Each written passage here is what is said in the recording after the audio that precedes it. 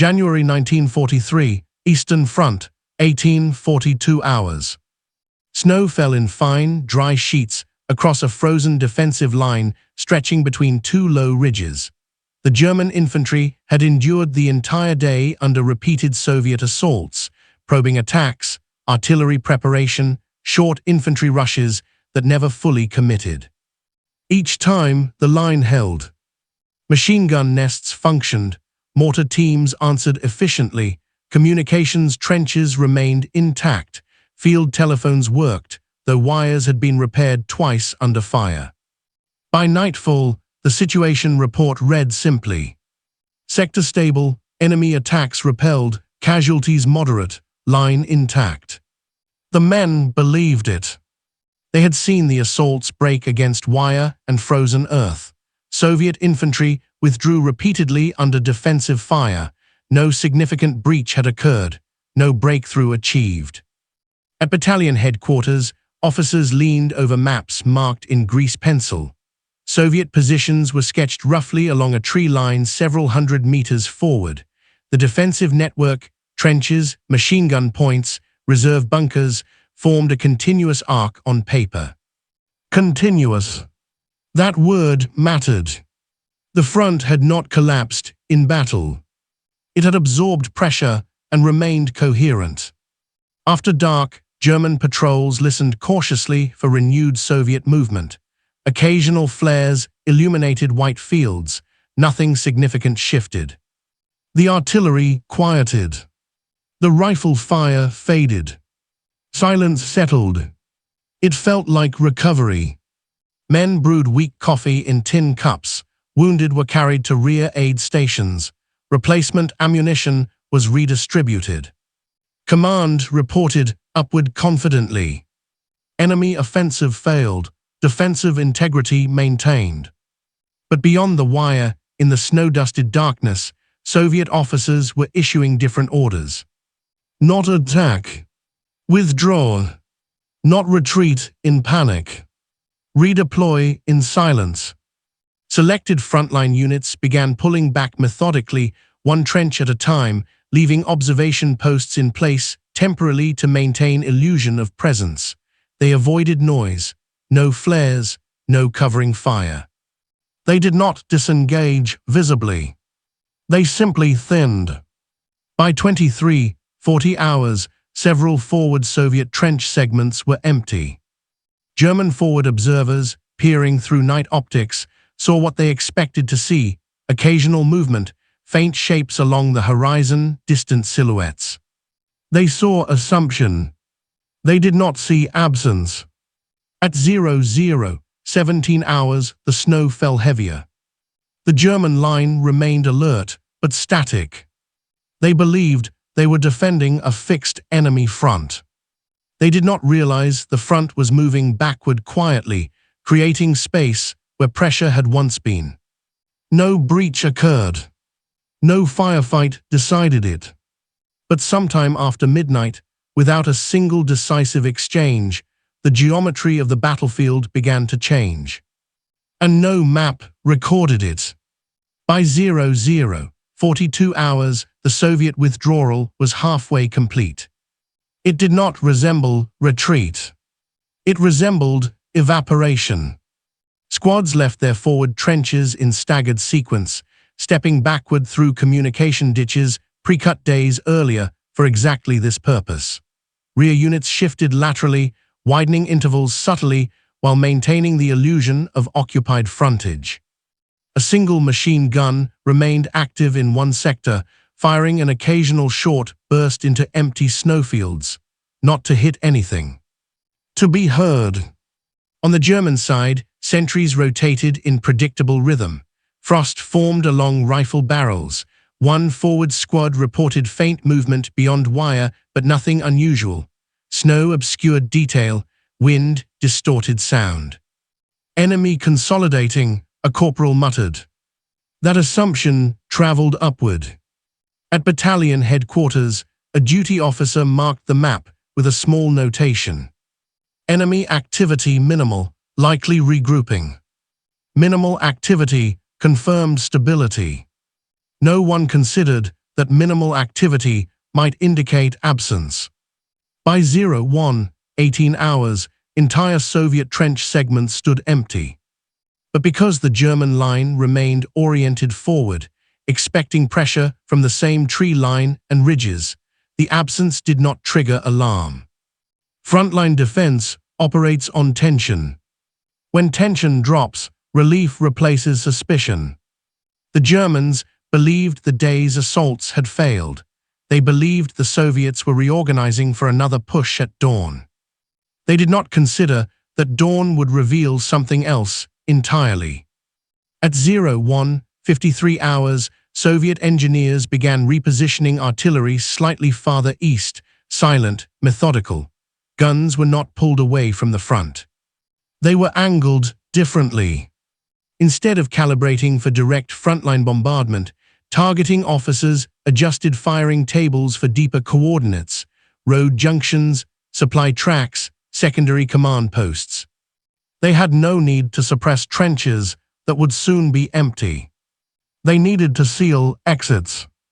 At 02, 21 hours, a German patrol crawled forward cautiously to verify Soviet wire. They reported no immediate contact. Snow drifted across shallow trenches, no flares, no return fire. The patrol interpreted it as caution on the Soviet side. They did not advance far enough to confirm abandonment. Why would they? The front had held all day. The maps showed continuous opposition. Continuity is comforting. But continuity on paper does not guarantee continuity in reality. By 03, 07 hours, Soviet forward elements had fully withdrawn beyond immediate German observation range. Gaps now existed, not in the German trench system, but in the assumed enemy presence facing it. Invisible gaps. Gaps that distorted orientation. The German defensive network remained physically intact, but its reference points had shifted. And when reference shifts unnoticed, defense becomes misaligned. No alarm sounded. No firefight erupted. Yet by 3 in the morning, the front line the Germans believed they were defending no longer existed in front of them. It existed somewhere else entirely. 05, 12 hours.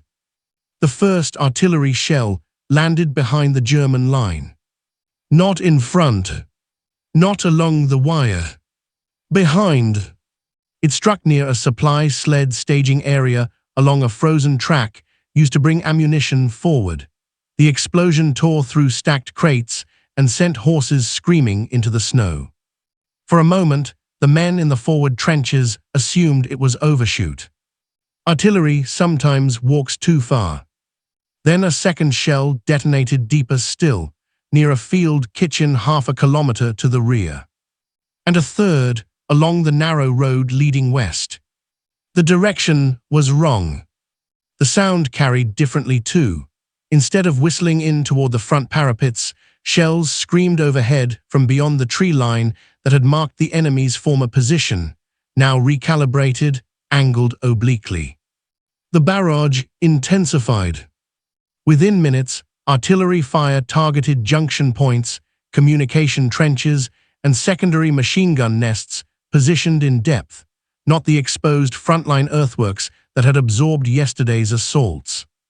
At battalion headquarters, the map table shook violently as dust fell from beams overhead. The duty officer stared at the grease pencil lines marking Soviet positions. "This doesn't make sense," he muttered. A runner burst in from a forward platoon. No enemy infantry observed. Trenches ahead appear empty. Empty. The word hung in the bunker air. Another runner reported from the right flank. No contact, no movement. The artillery continued. Roads leading west, supposed escape corridors, were now under sustained fire. Secondary strongpoints that had been placed as fallback positions were being methodically bracketed. The Germans were not being softened for frontal assault. They were being isolated. At 05, 27 hours, a reconnaissance squad was sent forward under cover of darkness thinning into grey dawn. They advanced cautiously past wire that had not been touched since yesterday's fighting. No Soviet bodies. No forward observers. Just abandoned trenches lightly dusted with fresh snow. The front had not been overrun. It had been vacated. The artillery pattern revealed the truth before any map could be corrected. By striking rear nodes first, roads, ammunition depots, communication hubs, the Soviets had effectively drawn a new line behind the Germans without firing a shot at the original front.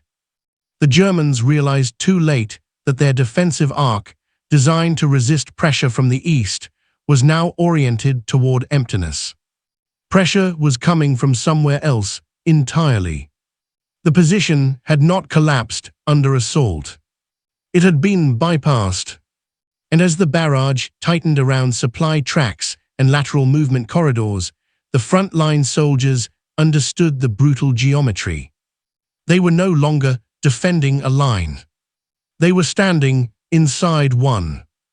By 05:41 hours, German officers were no longer debating what had happened. They were trying to move. Reorient west, prepare fallback to secondary line. The order traveled quickly, but execution did not. Defensive positions are built forward. Machine guns were sighted to fire east. Mortar pits were dug with pre-measured arcs. Wire obstacles faced the direction of expected assault. Turning a line is not like turning a patrol. It requires space. Space no longer existed. Artillery struck the lateral road again, cutting off sled movement entirely. A communications trench linking two companies collapsed under near hit, severing runner traffic.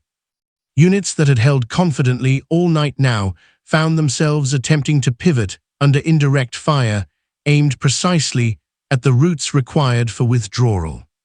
In one sector, a company tried to pull back in organized fashion, two squads disengaging while others covered.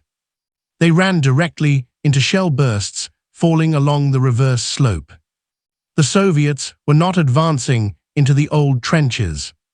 They were advancing around them, through tree lines and frozen depressions beyond the German forward observation range, through areas previously deemed secondary terrain, unimportant because the fight had always been assumed frontal.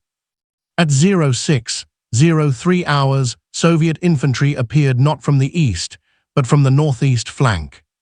A German machine gun team, still oriented toward empty trenches ahead, heard rifle cracks from their right before they saw movement. The shock was not dramatic. It was disorienting. The enemy was no longer in front. He was adjacent and closing. By 06:17 hours, reports filtered in. Enemy elements detected in rear forest sector. Road west under artillery control. Right flank exposed. The defensive arc, drawn neatly on last night's map, had become meaningless. There had been no breakthrough charge. No trench stormed. No decisive firefight won. Instead, the Soviets had created space, pulled German focus forward, then sealed depth with artillery and maneuver. The German line had not collapsed in battle. It had unraveled in geometry. Units that tried to hold were bypassed. Units that tried to move were bracketed. Communication posts were struck in sequence, isolating companies from each other. By full dawn, the German soldiers understood something that maps still had not caught up to.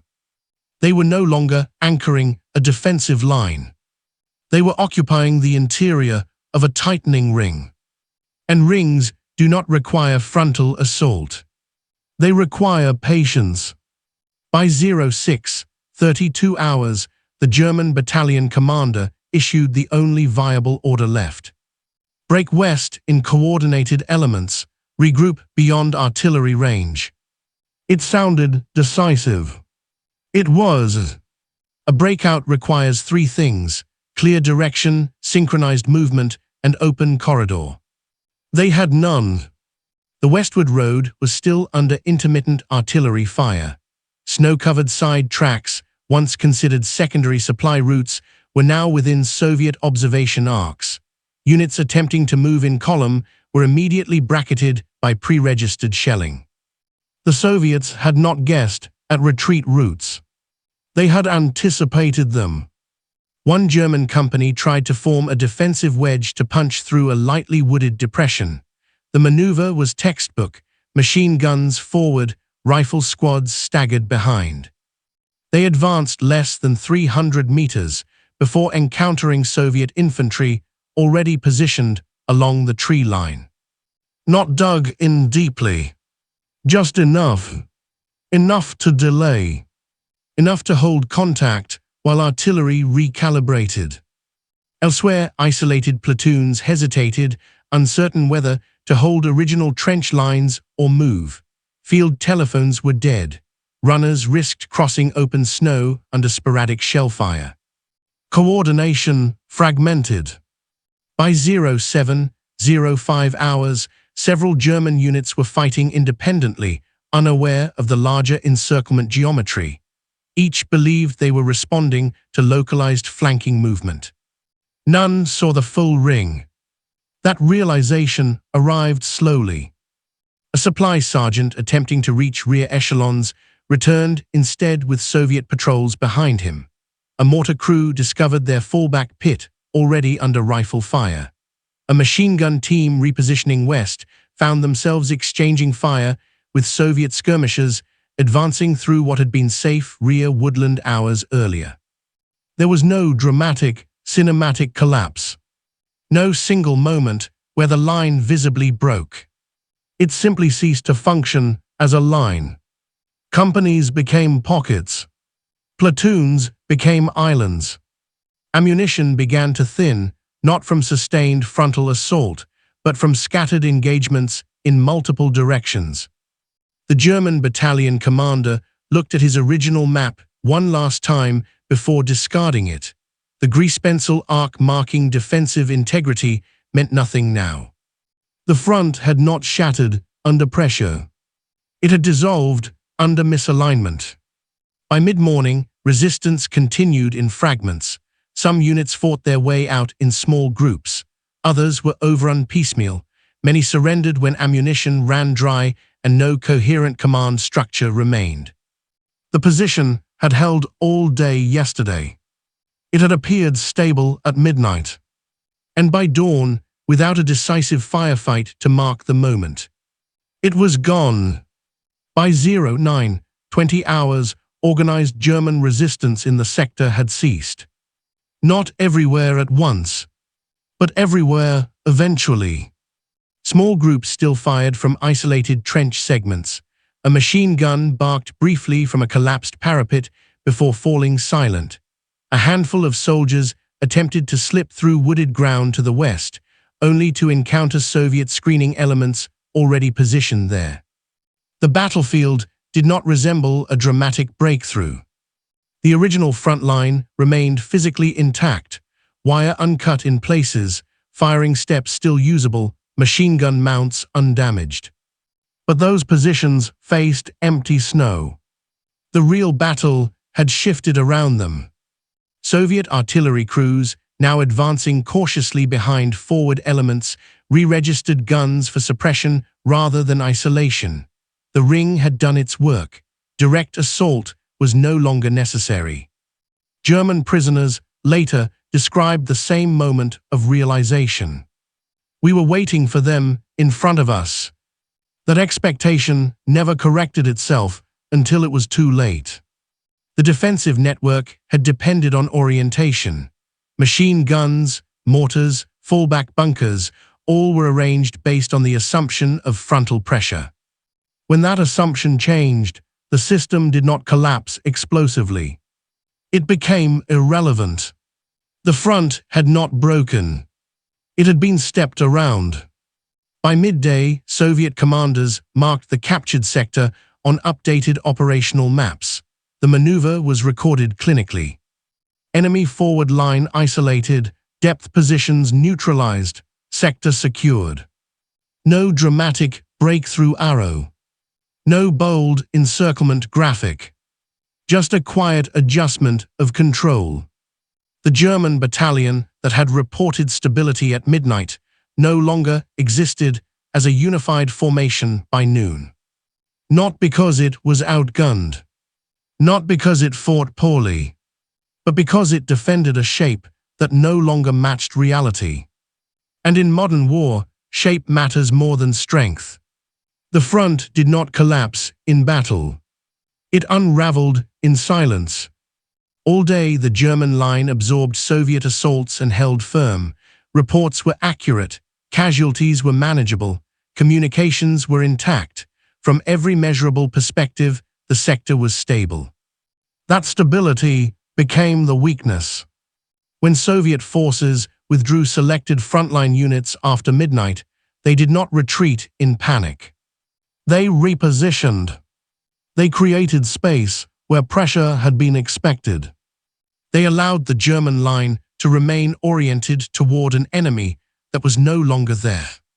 At dawn, artillery did not target trenches. It targeted roads, supply nodes, communication trenches, the arteries of movement.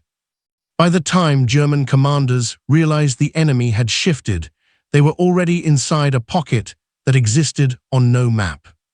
The collapse required no dramatic charge, no stormed bunker, no breakthrough banner. It required assumption. Modern warfare punishes static thinking more severely than static defense. The Germans believed the fight would continue as it had all day, pressure from the east, defense forward. The Soviets changed the geometry without changing the volume. And geometry decides survival. The lesson is not about overwhelming force. It is about orientation. A line can hold under fire and still fail under misalignment. That winter morning on the Eastern Front proved something cold and simple. You can win the day's battle and lose the night's movement. And when dawn comes, you may discover you are not defending a line at all, but standing quietly inside its replacement.